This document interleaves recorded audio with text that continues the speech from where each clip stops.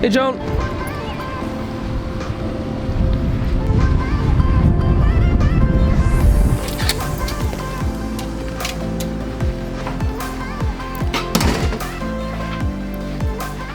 Got a pretty cool day on tap.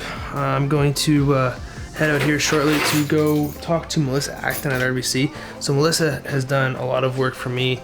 She has she's done me and Megan's mortgages for both of our properties, and she's worked with a ton of my clients, helping them get mortgages for their personal residence as well as their income properties and stuff like that. So looking forward to chatting with her. Part of what I'm going to start doing with these things is going out there, talking to different people in the community. It will not always be real estate. I'm hoping to get some, to talk to some people in other industries, just other service providers, people that, you guys as people, as people of Woodstock are going to be using on a daily basis.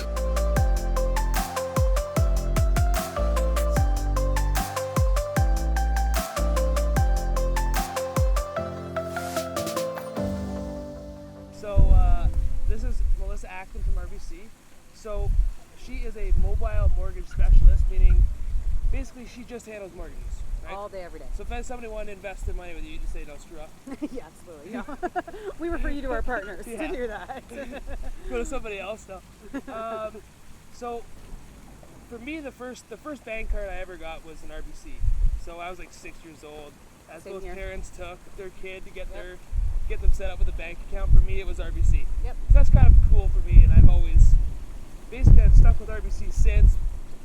I don't know, probably a lot of it because of that. I've done the same thing. First account I ever had. Family worked at RBC, and so I went and opened an account, and here I still am. Yeah. Years later. Exactly. So when it comes to your job, what differentiates you or your position from what maybe a lot of banks, account manager or some other banks? I know that there's maybe not as a dedicated person for mortgages all the time. What's the difference between you and that? So as a mortgage specialist, all I do is mortgages. Yep. So mortgages can be very, very simple. Mortgages can be very complex, right? You've got your very clean, simple, easy transaction, yep, and then very, very complicated transactions. We've seen those. A few of them. Those. I know those folios inside and out. It's not something I have to question or second guess. My job is to be available like you are. Yep. So my job isn't to book you in my calendar when I can fit you in. It's like, oh, okay, we need to do that. Let's get it done. Figure it out, right? Yeah. Yep. So my job is to be 24/7. It's to be mobile. It's clients can come to me if they want to. I can go to them if they want to. It's whatever is the most convenient for them. Sounds a lot like us. Exactly. We're there to partner with real estate as opposed to just working with the branch. Right. A lot has changed in the last 2 years. A lot has changed. Whether it be the local market, we've seen prices go from yay to yay. Yeah. And interest rates, as well as some new lending restrictions that came in a couple years ago. What do you make of everything? I know that's a really loaded question, but all in all, I think they're good. I always get that panic when the big emails coming out going, oh my God, how's this going to change everybody's world here, right? But the stress test being the biggest one. Yep. So the stress test meaning you have to qualify at a higher interest rate than the banks are actually giving you. Exactly. Now, why did they do that? I know why, but what? Why do they do that? Because interest rates are so low. Yes. So we're at historically low interest rates. We have been for a couple years now. Yeah. And the fear is that if you're getting a mortgage under 3% and rates climb up to, let's say in a strong economic position, rates should be around 5.5%. Yep. Like that is a good, healthy economy. We have room to pull down from rates if we need to stimulate the economy. So if we were to get back up to that 5.5%, you've got some people that are almost doubling a mortgage payment. Yes. Can you afford to double a mortgage payment? Right. And that's the fear. Who a first-time house buyer is Yeah. today is not the same as who a first-time home buyer was 5 years ago, 6 years ago. So one thing that I take from that is I see two things happening. One, I think that a lot of people coming through 22, 23, 25, whatever, they're either going to be living at home for longer, or I think they're going to be renting. Yep. And I think that conversation probably needs to change a little bit. I know that we've historically had this amazing, this conversation of, home ownership is the best thing you can do. And I've benefited a lot from it, Yep. in my opinion.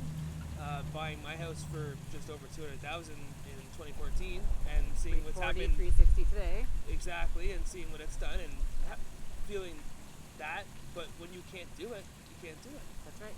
And I do find there's more people living at home, and they're coming in with good, healthy down payments. Yes. They're coming in with very solid down payments, which is super helpful. Which is good to see. Yeah, because mom and dad are saying just stay here and bank your money. As long Yep. as you're banking your money, stay here. As long as they're banking it, yeah. If saving you're not going to money. save your money, go rent somewhere else then. Yeah.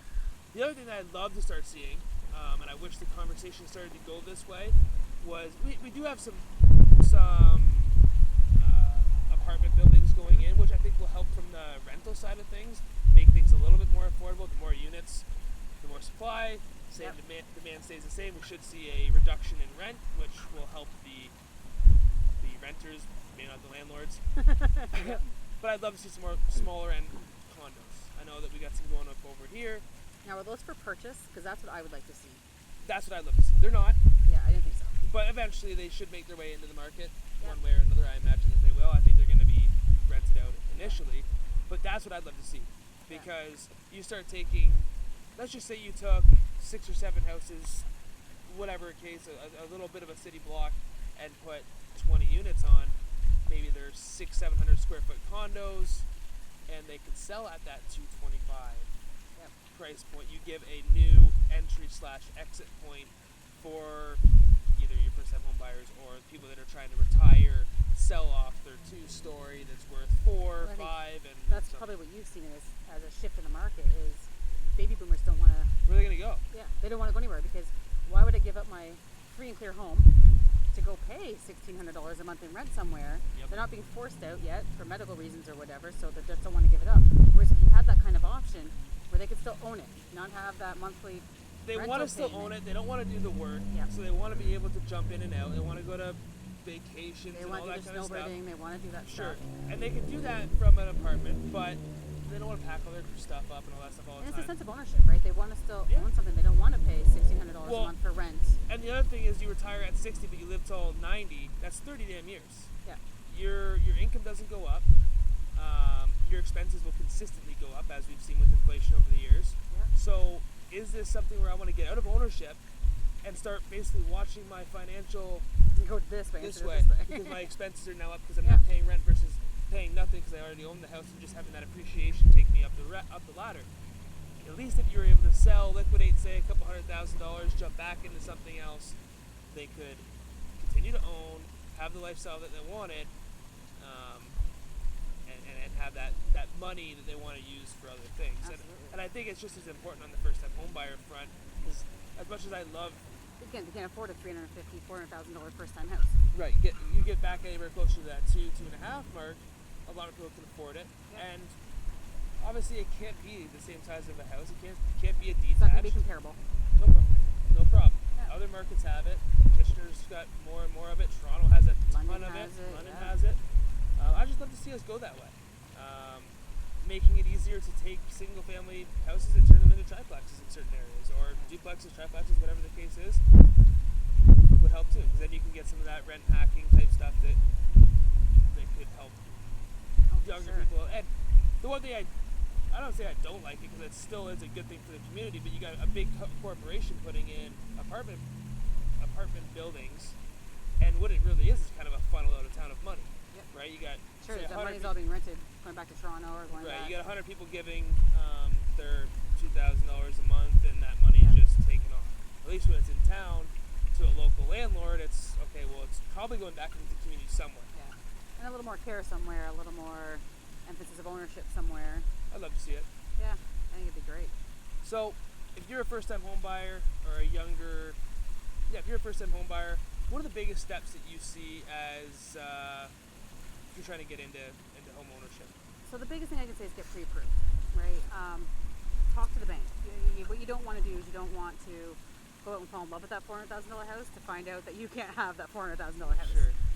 Make sure your pre-approval is an actual pre-approval, Yeah. right? So when I sit down with a client and they're doing a pre-approval, it's as if you're going to buy a house tomorrow. Yeah. Right? I want your income documentation. I want to know where your down payment's coming from. I don't want Speed. and I It don't, allows later. and I don't want I make $60,000 a year. That's what I made last year, and then I get your T4, and I find out that that's with a huge bonus that you haven't had for 2 years, and so I want all of that up front to know exactly what you're doing as Yeah. if you're buying a house tomorrow. Yeah. Because there's some different places, and this could be the difference between going into the bank and talking to an account manager versus talking to a mortgage specialist. Yeah. is, oh, well, let's just go and play some calculators. Yeah.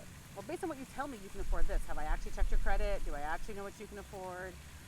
Is there any little gray areas that we need to make sure we've worked through? Are you on probation at work? Are you not? Like, so again, when I say pre-approval, it's sitting down with somebody who's going to actually do it so that there's no surprises. Yeah. I'm sure you see enough of it in your industry where, oh yeah, thanks that I'm good for this, and then you find out later that they're not good for that. Yeah, we do. The other thing that I would say, I feel like a lot of people look at that first meeting with a financial institution or for a pre-approval type of situation as a yes versus no meeting, right? Yeah. You're going to go in there and you're going to tell me, yes, I can buy a house, or no, I can't buy a house. It's not that simple. No. I think what I've told a lot of people, and even people that say, hey, I know I'm not ready yet. I know that I'm what do still... I need to do? Why don't you go in and talk to them? Yeah. They're What gonna do I need to save? How much of a gonna- down payment do I need to have? I've got clients that have credit issues, and so we talk a lot about the reestablishment. That's so good. This is a good idea. The reestablishment of credit. How long is that going to take to Yeah. get your private reestablishment? Yep. What can you do to get it there? Well, sometimes it's as simple as, hey, Joe, you have no credit cards at all. You've never had a loan. I need you to go get a credit card for the next 6 months and start You'd be using it. amazed at how many people have no idea what their credit looks like.